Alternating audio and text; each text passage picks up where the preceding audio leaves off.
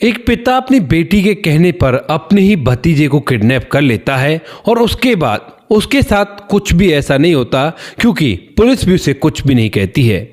यहाँ पर जो बेटी होती है उसने ये बात कही थी, लेकिन उसके बाद उस पिता की सारी समस्याओं का निवारण जरूर से हो जाता है। क्या हुआ था ऐसा जो भतीजे को किडनैप करने पर भी पुलिस वालों ने उससे कुछ नहीं कहा? पूरी सच्चाई के बारे में जानने के लिए वीडियो को अंत तक जरूर देखें। नमस्कार दोस्तों, मेरा नाम है जीतू और आप लोग देख रहे हो ब्रेंडवान चैनल। वीडियो को ज़्यादा से ज़्यादा शेयर करें और चैनल को सब्सक्राइब करना ना भूलें ताकि मेरा हौसला बढ़ता रहे। कर्नाटक के गांव के अंदर एक गणेश कुमार नाम का व्यक्ति रहा करता है, जो कि वैसे तो किसान है, लेकिन अब तक उसने अपना जीवन प्राइवेट नौकरी करके पार किया है। अब यहाँ पर जो गणेश कुमार होता है उसके हिस्से में कुछ जमीन जायदाद भी आया करती है, लेकिन उस जमीन को वह अपने भाइयों को ही बट पर दे देता है। और यहाँ पर गणेश कुमार की केवल एक ही बेटी है। बेटी का नाम होता है मीनू। अब जो मीनू होती है वह बड़े लाड चाव से प्यार पोसकर गणेश कुमार ने बड़ी की है। और धीरे धीरे करके जब मीनू की उम्र शादी की हो जाती है तो उसके बाद पिता गणेश कुमार अपनी बेटी की शादी भी करा देता है। शादी होने के बाद वह बड़ा ही खुश होता है कि चलो मेरी बेटी की शादी हो गई है और अब जीवन आराम से व्यतीत होगा। जितनी भी उसके पास जमा पूंजी थी सारी के सारी उसने अपनी बेटी की शादी में खर्च कर दी थी। लेकिन उसके बाद अचानक से जो मीनू का पति होता है वह एक सड़क हादसे में इस दुनिया को छोड़कर चला जाता है। और उसके बाद जब बेटी विधवा हो जाती है तो यहाँ पर जो मीनू का पिता होता है वह अपनी बेटी को वापस से अपने घर ले आता है। अब जवान बेटी विधवा होकर घर पर बैठी हुई है और उसके बाद जो पिता होता है वह काफी ज्यादा परेशान होता है, क्योंकि जितने भी सारे पैसे उसके पास थे जमा पूंजी वगैरह, वो सारे पैसे उसने अपनी बेटी की शादी में खर्च कर दिए थे। यहाँ पर जो पिता होता है वह अपनी बेटी की तरफ देखकर फूट फूट कर रोने लगता है और बार बार ये चीज उसकी आंखों के सामने आ जाती है कि अब उसकी बेटी शायद हमेशा के लिए यहीं पर रहेगी। ऐसा सोचकर कुछ दिनों तक तो वह ऐसे घर के अंदर रहता है, लेकिन धीरे धीरे जब कुछ समय बीतता है तो कुछ समय बाद एक दिन अचानक से यहाँ पर जो उसका एक दोस्त होता है जिसका नाम होता है विक्रम, वह उसके पास आता है। और जब वो दोनों बैठकर आंगन में चाय पी रहे थे तो तभी वहां से उसकी बेटी मीनू निकलती हुई दिखाई देती है।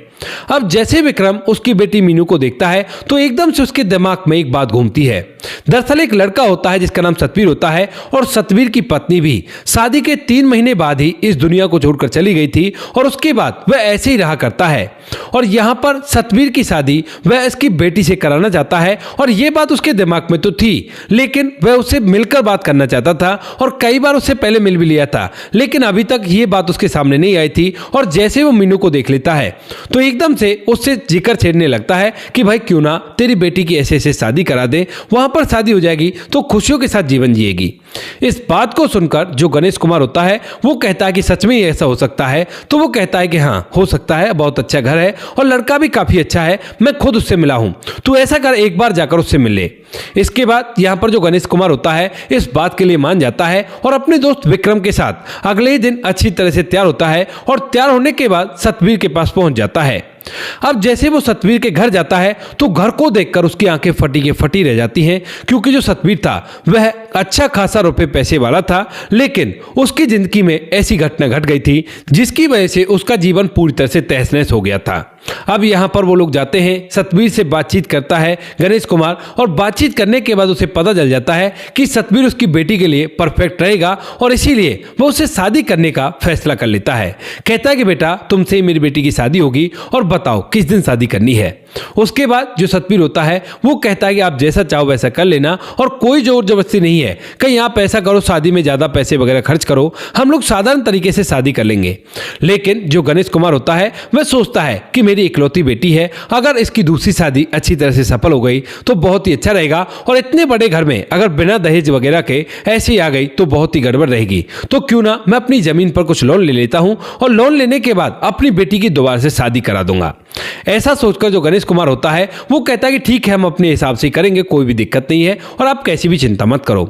इसके बाद जो पिता होता है वह वहां से वापस लौट आता है और वापस लौटने के बाद अपने परिवार को इस बारे में बताता है। ये बात बेटी को भी पता चलती है और जब बेटी ये सुनती है कि पिताजी ने एक और लड़का उसके लिए ढूंढ लिया है तो उसके बाद वह भी बड़ी खुश होती है, क्योंकि अब तक उसे सबकी निगाहों का तिरस्कार सहना पड़ रहा था, क्योंकि सभी लोग बेचारी कहकर उसे संबोधित किया करते थे। लेकिन जो मीनू होती है वो काफी ज्यादा पढ़ी लिखी है और वह अपने दम पर जीने के लिए भी पिता से कहती है, लेकिन पिता मना कर देता है। कहता है कि नहीं बेटी, ऐसा नहीं करते, जब मैं हूं तो तुम्हें इस तरह से जीने की क्या जरूरत पड़ गई।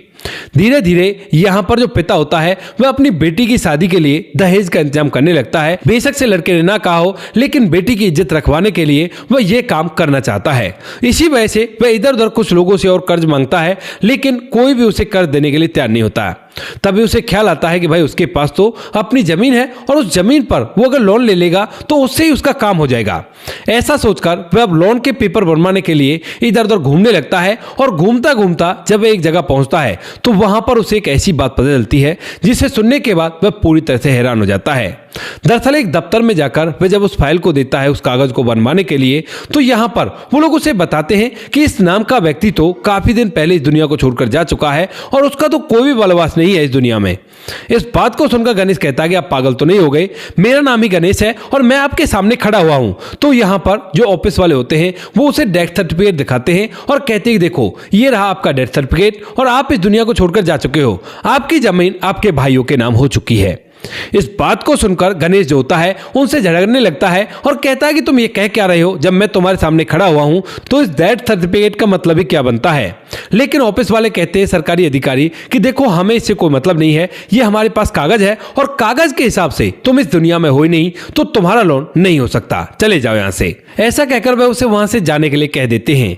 गणेश कुमार काफी मेहनत करता है, कहता है कि भाई साहब देखो ऐसा नहीं है, आपसे कोई गलतफहमी हुई है। तो उसके बाद वो कहते हैं कि देखो हमें नहीं पता, हमारे पास जो कागज है हम उसी के साथ चलेंगे और आप चुपचाप यहां से चले जाओ। गणेश कुमार वहां से वापस लौट आता है, लेकिन फिर उसे लगने लगता है कि शायद मेरे भाइयों ने सब कुछ किया है।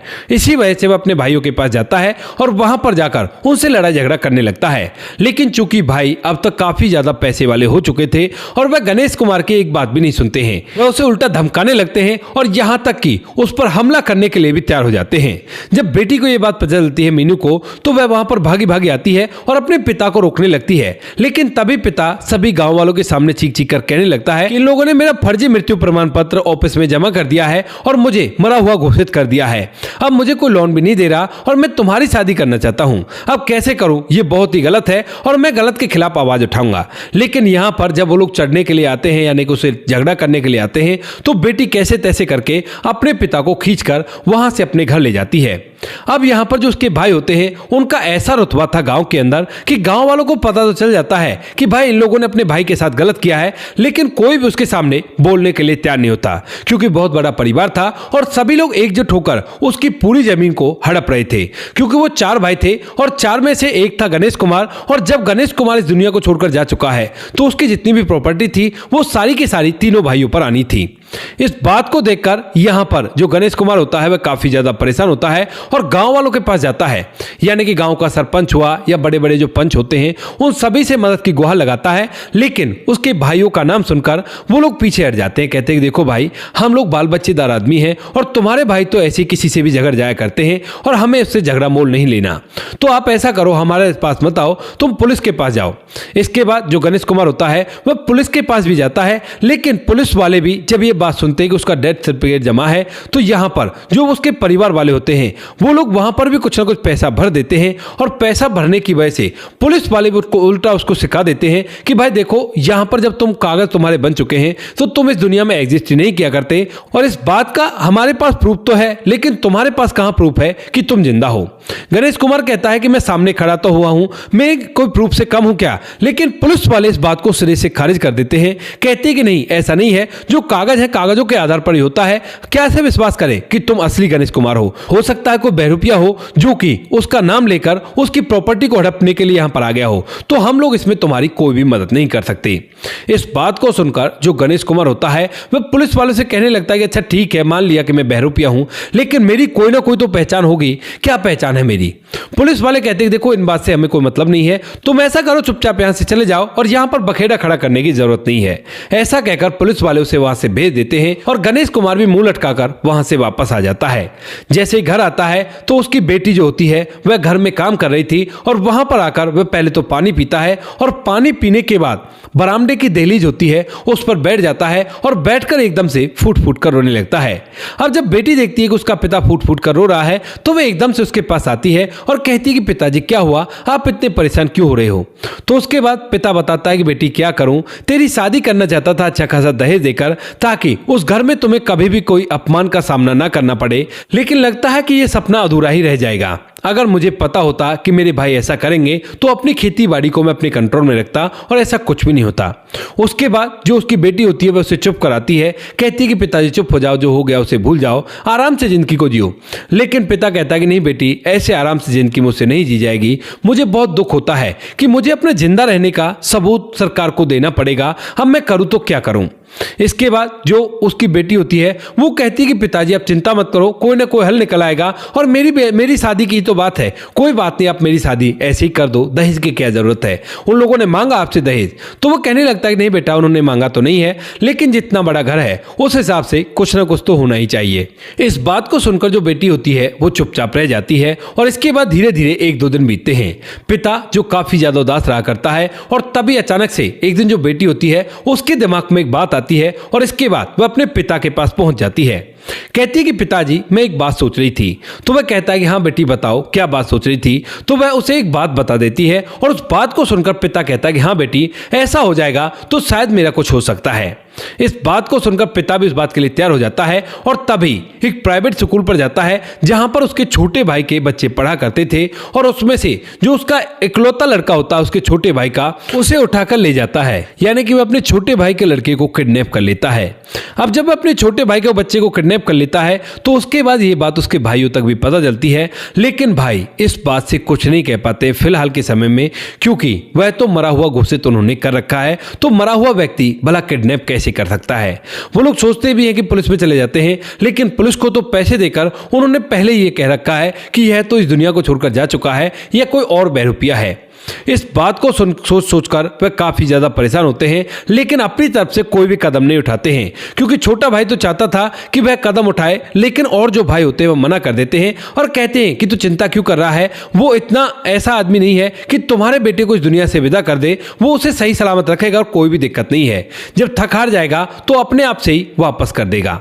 इस बात को सुनकर वह भी जैसे तैसे करके चुप रह जाता है, लेकिन धीरे धीरे जब इन बातों को 6 से 7 दिन बीतते हैं तो 6-7 दिन बाद जो गणेश कुमार होता है वह भी महसूस कर लेता है कि शायद उन्हें विश्वास नहीं है कि मैं उनके बेटे को इस दुनिया से विदा कर सकता हूं। तो इसीलिए यहां पर जो गणेश कुमार होता है वह अपने छोटे भाई की पत्नी का नंबर लेकर उसके पास फोन करता है और उससे कहता है कि देखो मैं तो वैसे ही मरा हुआ हूं, तो मेरे ऊपर तो कोई केस होना नहीं है, तुम्हारे घर वाले इसी वजह से तुम्हारे बेटे को नहीं ला रहे हैं, तो अब मैं इसे इस दुनिया से विदा करने वाला हूं।